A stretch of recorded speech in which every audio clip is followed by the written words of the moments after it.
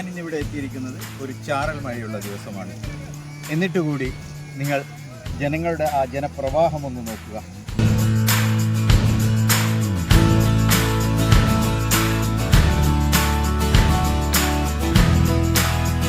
പ്രതികൂല കാലാവസ്ഥ ആയ ദിവസം പോലും ഇത്രയും തിരക്കോടെ ഒരു സ്ഥലം ജനങ്ങൾ ആസ്വദിക്കണമെങ്കിൽ അതിൻ്റെ പിന്നിൽ എന്തെങ്കിലും രഹസ്യം ഇരിക്കും എന്ന് നാം ചിന്തിക്കും.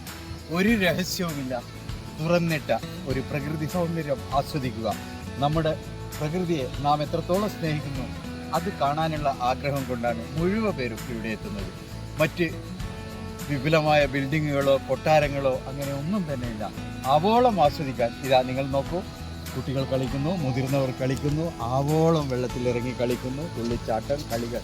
എത്ര ആസ്വദിച്ചാലും ഒരു ദിവസം എന്നല്ല, ഒരു യുഗം മുഴുവൻ ആസ്വദിച്ചാൽ മതിവരാത്ത കാഴ്ചകളാണ് നമുക്ക് വേണ്ടി പ്രകൃതി ഇവിടെ കനിഞ്ഞു നൽകിയത്.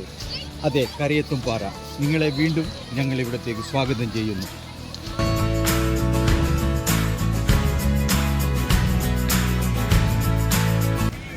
മനം കവർന്ന് ആസ്വദിക്കാൻ നമുക്കൊന്ന് സ്വിമ്മിംഗ് പൂളിൽ പോവാതെ നാച്ചുറലായ തനിമയാർന്ന ആ ചെറുപുഴയിലൂടെ നമുക്കൊന്ന് കുളിക്കണം എന്ന് നാം ആഗ്രഹിക്കുകയാണെങ്കിൽ ഇതാ നിങ്ങളെ സ്വാഗതം ചെയ്യുന്നു. ചെറിയൊരു അരുവി.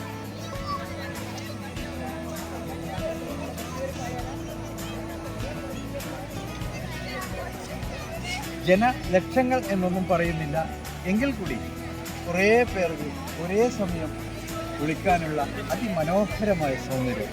ഒരു സ്വിമ്മിംഗ് പൂളിൽ നിന്ന് ആ ഇട്ടാവട്ടത്തിൽ കുളിക്കുന്നതിനേക്കാൾ എത്രയോ മനോഹരമായി നമുക്ക് സ്വിമ്മിംഗ് അഥവാ ഒരു നീന്തൽക്കുളം ഇതാ നിങ്ങൾക്ക് വേണ്ടി. നീന്തൽക്കുളമല്ല, ഇതൊരു ചെറിയ അരുവിയാണ്.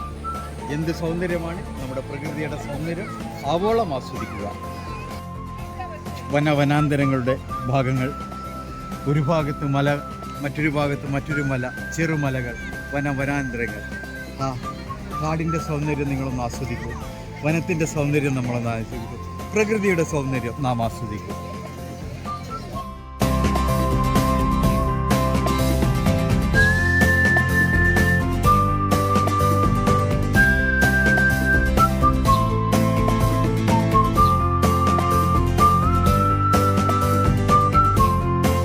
ഇപ്പം തന്നെ മഴക്കോട്ടുമായിട്ടാണ് എല്ലാവരും വന്നിരിക്കുന്നത്. മഴക്കോട്ടിട്ട് കഴിഞ്ഞ് ഇവിടെ വെച്ച് ആ ചാറ്റൽ മഴ പോയതിന് ശേഷം എല്ലാവരും മഴക്കോട്ടൊക്കെ ഊരി വെച്ചിരിക്കുകയാണ്. അപ്പോൾ ഇങ്ങനത്തെ ഒരു ദിവസം പോലും ഇത്രയും ജനങ്ങൾ ഉണ്ടാകുമ്പോൾ എന്തായിരിക്കും